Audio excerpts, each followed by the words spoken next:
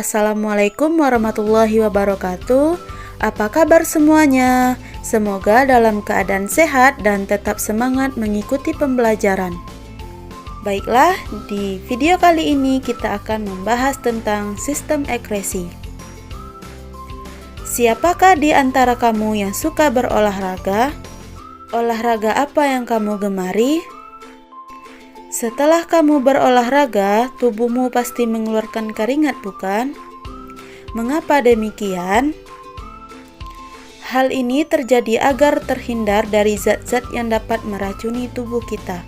Zat-zat beracun tersebut merupakan sisa metabolisme yang sudah tidak berguna lagi bagi tubuh. Proses mengeluarkan zat-zat beracun ini disebut dengan ekresi. Lalu, bagian tubuh mana saja yang mengalami proses ekresi? Simak penjelasan organ-organ sistem ekresi pada manusia di video ini. Yuk kita tonton. Sistem ekresi merupakan proses pengeluaran zat-zat sisa metabolisme yang sudah tidak berguna lagi bagi tubuh kita. Sisa-sisa metabolisme ini merupakan senyawa-senyawa yang bersifat toksik atau racun, sehingga jika tidak dikeluarkan dapat menyebabkan terganggunya fungsi organ-organ di dalam tubuh. Sistem ekresi pada manusia terdiri atas sejumlah organ yaitu ginjal, paru-paru, kulit, hati, dan usus besar. Masing-masing organ ekresi tersebut memiliki fungsi dan cara kerja yang berbeda-beda untuk membuang zat sisa dan racun dari dalam tubuh kita. Ginjal merupakan komponen utama penyusun sistem ekresi manusia berupa urin. Ginjal terletak di rongga perut sebelah kiri dan kanan ruas-ruas tulang pinggang. Ginjal kanan lebih rendah daripada ginjal kiri karena di atas ginjal kanan terdapat hati. Nah, inilah penampakan apabila ginjal dibelah memperlihatkan bagian-bagian dalam ginjal. Yang pertama itu ada ureter, vena renalis, arteri renalis, korteks, medula, dan nefron. Korteks atau kulit ginjal mengandung jutaan alat penyaring yang disebut dengan nefron. Nefron berfungsi sebagai regulator air dan zat terlarut dalam tubuh dengan cara menyaring darah, kemudian mereabsorpsi cairan dan molekul yang masih diperlukan tubuh. Setiap nefron terdiri atas badan Malpighi. Setiap badan Malpighi tersusun atas kapsul Bowman dan glomerulus.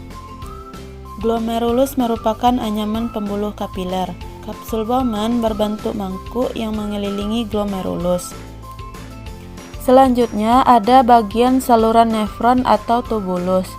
Saluran nefron atau tubulus terbagi menjadi 3, yaitu yang pertama tubulus contortus distal, tubulus contortus proximal, dan tubulus collecticus. Medula dan sumsum ginjal mengandung banyak tubulus pengumpul atau tubulus collecticus, hasil ekskresi dari nefron. Di daerah medula antara tubulus contortus proximal dan tubulus contortus distal terdapat simpai atau lengkung Henle. Proses terbentuknya urin. Terdapat 3 proses penting yang berhubungan dengan proses terbentuknya urin, yaitu filtrasi, reabsorpsi, dan augmentasi.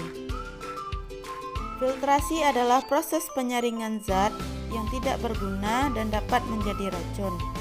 Filtrasi terjadi di glomerulus dan kapsul Bowman dan menghasilkan urin primer. Selanjutnya ada reabsorpsi. Reabsorpsi adalah proses penyerapan kembali zat yang berguna. Reabsorpsi mulai terjadi di tubulus contortus proximal dan menghasilkan urin sekunder.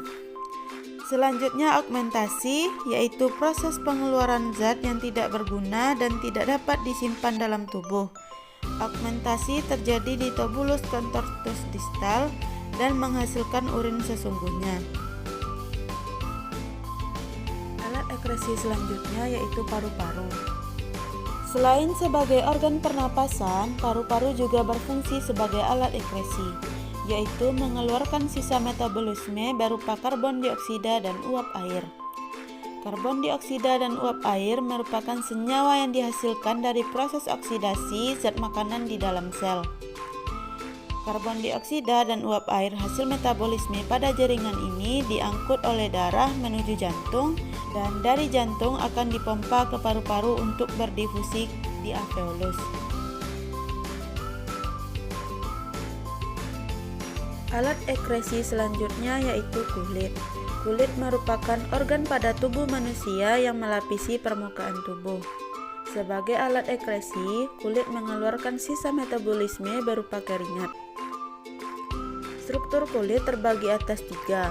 Yang pertama epidermis yang terdiri dari rambut, pori-pori. Yang kedua dermis, ada kelenjar minyak, kelenjar keringat, akar rambut, arteri, dan vena. Selanjutnya hipodermis yang terdiri atas jaringan adiposa atau lemak. Pada saat cuaca panas atau aktivitas tubuh tinggi, kulit kita akan banyak mengeluarkan keringat. Pada saat suhu tubuh meningkat, akan mengakibatkan pembuluh darah melebar. Aktivitas yang terjadi pada pembuluh darah akan dikirim ke hipotalamus. Saat hipotalamus merangsang, akan dihasilkannya enzim, yaitu enzim bradikinin. Enzim bradikinin bekerja memengaruhi kegiatan kelenjar keringat. Enzim ini merangsang kelenjar keringat untuk mengambil zat garam. Kemudian kulit akan membuka pori-pori sehingga dihasilkanlah keringat. Organ selanjutnya yaitu hati. Selain berperan penting dalam sistem pencernaan, hati juga berperan dalam sistem ekresi. Sebagai alat ekresi, hati mengeluarkan cairan empedu. Hati mempunyai 2 lobus, yaitu lobus kanan dan lobus kiri. Di bawah lobus kanan terdapat kantung empedu yang terhubung dengan saluran empedu. Hati dapat memproduksi cairan empedu secara terus-menerus.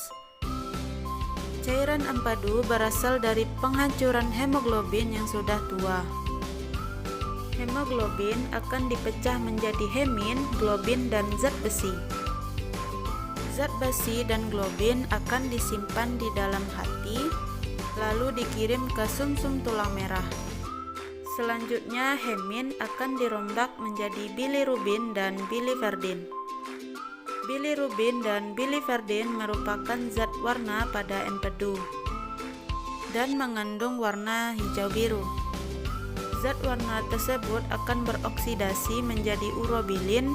Urobilin lalu diekresikan di dalam tubuh serta memberikan warna kekuningan pada feses dan urin. Nah, itulah tadi pembahasan kita terkait sistem ekresi pada manusia. Untuk materi selanjutnya akan kita bahas pada video berikutnya. Sampai jumpa.